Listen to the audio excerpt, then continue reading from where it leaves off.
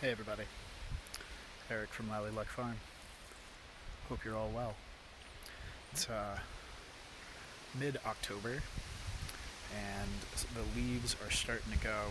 So this is actually one of the times that I come through all of my gardens and look for small trees that are going to either crowd out things that I would rather have in the beds that we're making, or ones that, because of the type they are, will be in the way of things. So this big one above me, right there, there you go. Not the pine. It's actually a black cherry, Prunus Cerutina, and the little tiny fruits drop.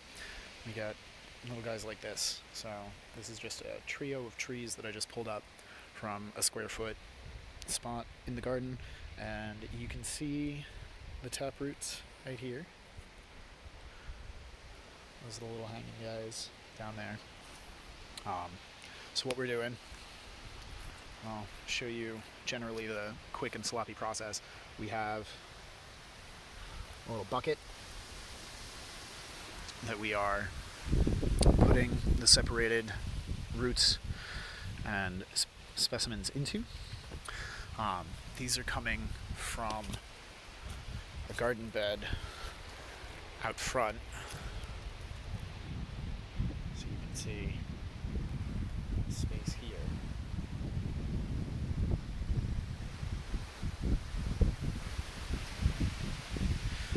So in the wintertime, the road crews come through and spread sand. We're in an agricultural area, so we do not get salt in any form. It's all just silica sand. So we have a high silica concentration in that bed, but it's also, pebbles, rocks, the general wear and tear on the asphalt. And try as we might to kind of fight against that with our phytoremediation efforts and things of that nature, it's still just not a high quality in the soil there.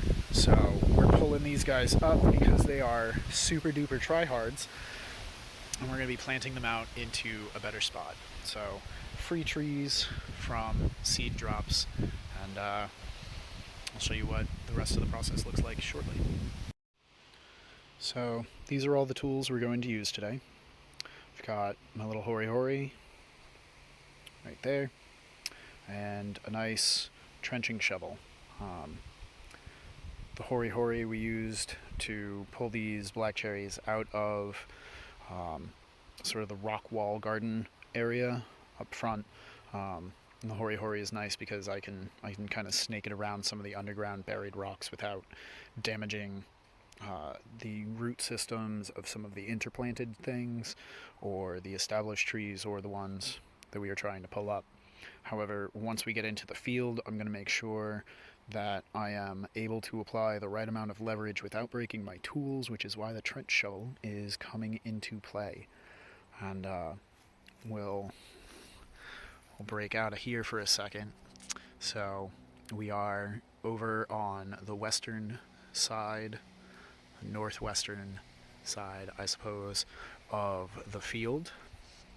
You can see that we are downhill of the rest of the burgeoning food forest system, as well as some of the work we've been doing to sketch out another growing bed where we've planned Nanking cherries, sea buckthorn, boneset, which is Eupatorium perfoliatum. We also have spice bushes and a series of spring ephemerals in there. And once we have some more berry production, we'll probably be transplanting things like the lingonberries and some of the elders into that system as well, just to kind of close in the food forest itself. But we're going to come pick up our trusty shovel.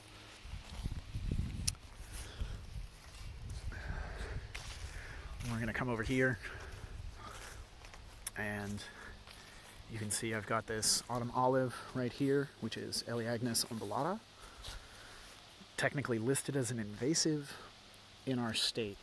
So I'm not allowed to propagate it, but I don't have to kill it. So what we're going to do is we're going to pick right over here.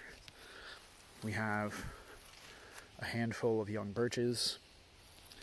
And black cherry is going to outstrip those, so we want to make sure that we are closer to the northern edge of it.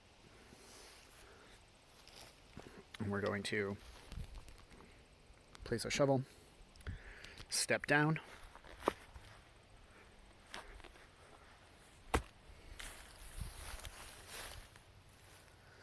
so you can see I haven't driven it all the way. It was actually a little bit lengthier, what with having the camera in hand.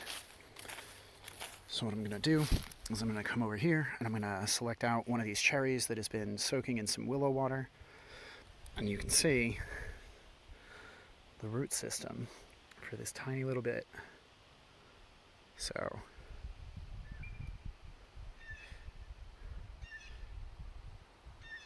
you can see how much root mass I've got. I wouldn't mind a little bit more in the way of feeder roots, but this is only a year or two old, so I'm not going to judge it too hard. What we are going to do is we're going to pull this forward, step down one more time, just kind of rock it back a little bit until I have a nice slit in the ground.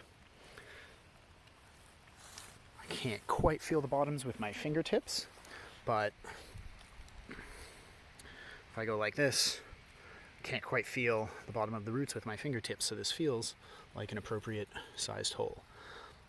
And we're just going to gently tuck this guy in. Careful not to bury the actual crown where the flare is going to end up being, right? So a little above the ground, and I'm just gonna gently, ever so gently, step this all back down.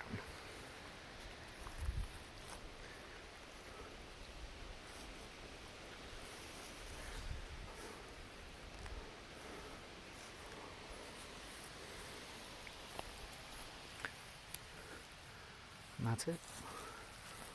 That actually might be a little high. It's all right. We'll come back.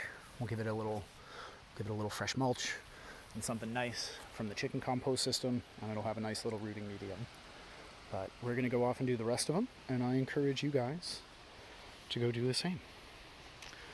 What are you interplanting from volunteers this year? Do you have any cool bare root orders coming in? Love to hear what you guys are doing on your properties. But till then, and next time, thanks for watching. Happy planting.